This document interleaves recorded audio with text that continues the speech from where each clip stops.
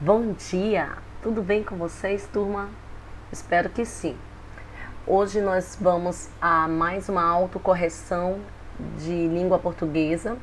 Correção essa que vai falar, né, daquele conteúdo que nós abrangemos entre os capítulos 1 e 3, aqueles assuntos que mais eu percebi que vocês estavam com dificuldade, tá? É esse daí que nós vamos abranger na nossa aula de hoje. Né? Então, isso aí foi passado uma atividade, né? Atividade essa que nós vamos ver aqui no nosso roteiro, né?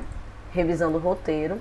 Aqui no roteiro dizia que a atividade ia ser em folha, né? Que vocês poderiam fazer ou a impressão e colar no caderno, ou você poderia copiar se desejasse. Né? Então, vamos lá na atividade. Cada um aí pegando sua atividade para saber se todo mundo acertou. Eu vi algumas, as respostas ficaram bacanas. Mas vamos lá, fazer a autocorreção aqui.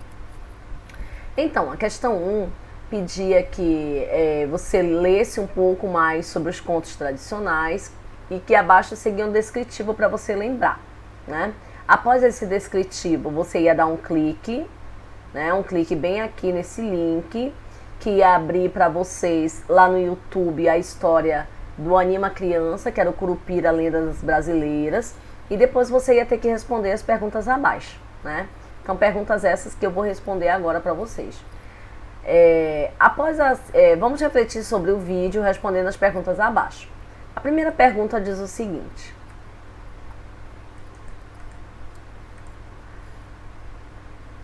no início deste vídeo aparecem algumas ilustrações. Quais são elas? Quem ilustrou? Quem as ilustrou?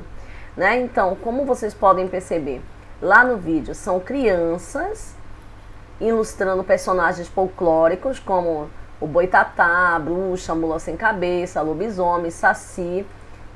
Eles ilustram com canetinhas, hidrocores, e eles estavam bem à vontade no vídeo, como vocês viram. Após terminarem, eles colocaram na parede, utilizando fitas adesivas.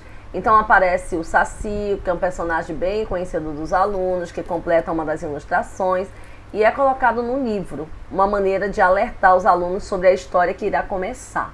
Né? Próxima pergunta: o narrador participa dos fatos narrados? Caso participe, em que momento ele aparece? Respondendo aí para vocês, sim. O narrador aparece, né? Ele aparece, ele participa da história, inclusive. A história é uma narrativa em primeira pessoa. Esse narrador se chama Leonardo e ele aparece logo após os caçadores irem embora assustados com o Curupira. Quem será que fez o vídeo e para quem? São pessoas que produzem histórias voltadas para o público infantil, ilustradas e contadas pelas próprias crianças, ou seja, histórias que foram postadas no YouTube. Lá no YouTube, dentro do link, vocês não vão encontrar um nome exato de quem fez. Poderia responder dessa forma, tá bom? Quem são os personagens dessa história? Então, a ordem dos personagens lá, de acordo com a história, é passada. O Leonardo, o Curupira, os caçadores, a gata Marie e o porco do mato. Né? Não vão confundir com os outros animais, porque o macaquinho e o outro são animais em que o Curupira transformou, que na verdade eram os caçadores. Qual a finalidade deste conto? Apresentar a lenda do Curupira e mostrar que ele é o protetor dos animais, que caçar animais, principalmente silvestres, é crime, e que, assim como o Leonardo, todos nós devemos proteger os animais. Próxima pergunta: qual o tempo em que ocorre a narrativa? É no tempo passado, né? Porque ele fala um certo dia, ele não define que dia foi esse, né? Mas o verbo em si mostra pra gente que está no passado. Onde a história se passa? Em uma floresta. De acordo com as partes que compõem a estrutura da narrativa, enumere de 1 a 4, escrevendo abaixo a situação inicial, o desfecho, complicação ou conflito e a finalização. Antes de responder essas questões aí, eu trouxe para vocês um pouquinho do conceito para vocês já lembrarem de cada um desses aspectos. Né? Situação inicial é quem é apresentado o ponto de partida da história. Né? Então, dentro da história que nós trabalhamos no Curupira, o que a gente consegue ver aí como situação inicial, né? Que caçadores entraram na floresta e procuravam alguns animais para caçar, prender e vender na cidade. Então, essa é a situação inicial. O segundo desfecho, né, uma resolução da complicação.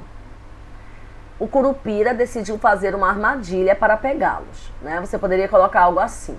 3. Complicação ou conflito ou ainda problema, né? Que quebra o equilíbrio inicial, que é a conceituação disso.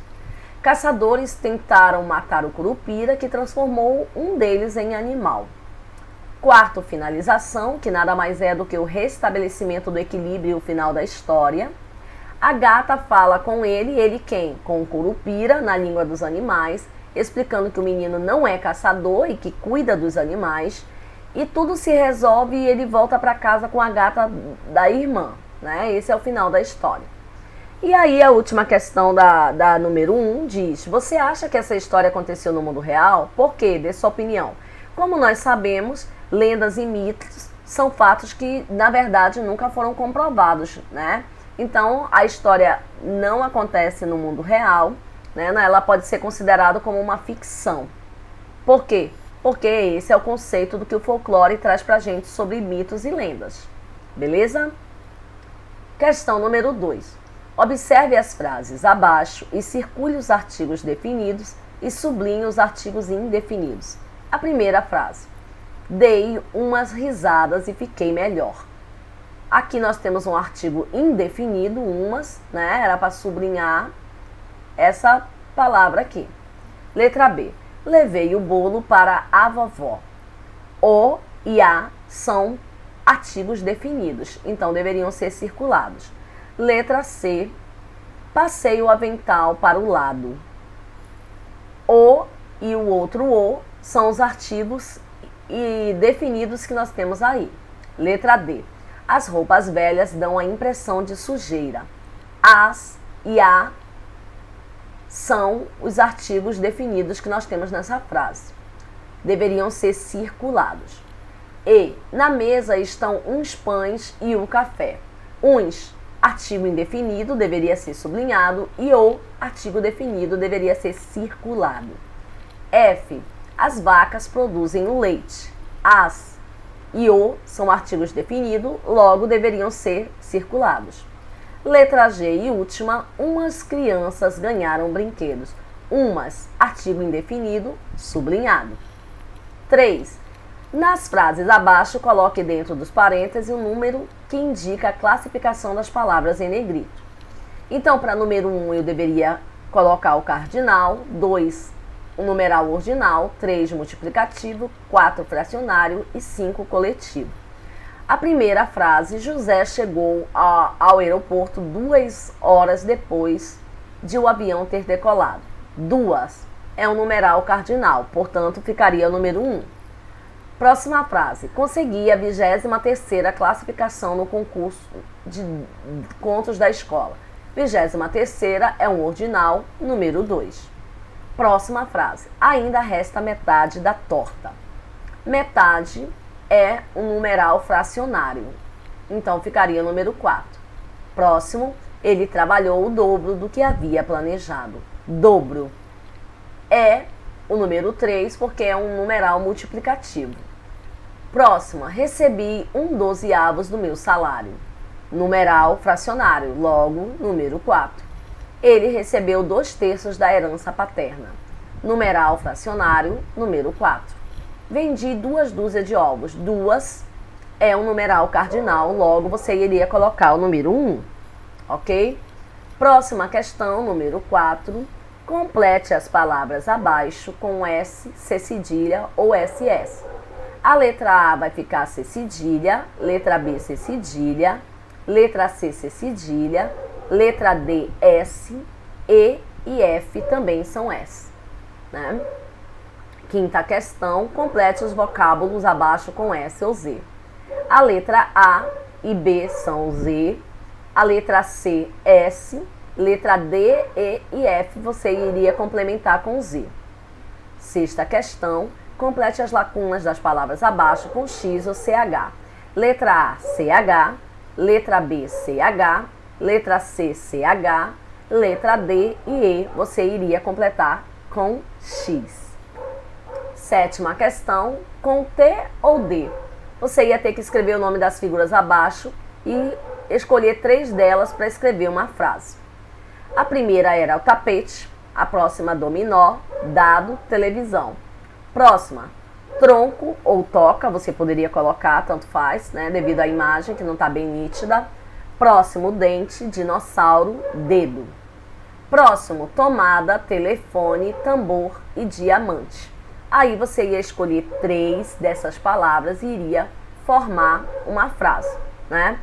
Você poderia colocar: na televisão passava filme de um dinossauro quando tocou o telefone, né? Aí é uma resposta pessoal, é lógico que cada frase que vocês colocaram 3 palavras, desde que tenha coerência de acordo com a classe gramatical, está correto. Oitava e última questão, nas imagens de brinquedos abaixo, defina se devemos usar P ou B para completar as palavras, mas vocês sabem que tinham outras palavras que deveriam ser completadas, né? Que a professora deveria ter melhorado o enunciado, mas era para completar, eu poderia ter botado. Nas imagens de brinquedos abaixo, defina qual letra, além de P ou B, deveria se completar a palavra, né? Sei lá, algo assim. Mas enfim, vamos lá. A primeira é peão, bola, barquinho, patins, pipa, cavalinho e dado. No outro lado da coluna, nós temos as palavras boneca, peteca, patinete, dominó, catavento, fantoche, bambolê, quebra-cabeça. Ok?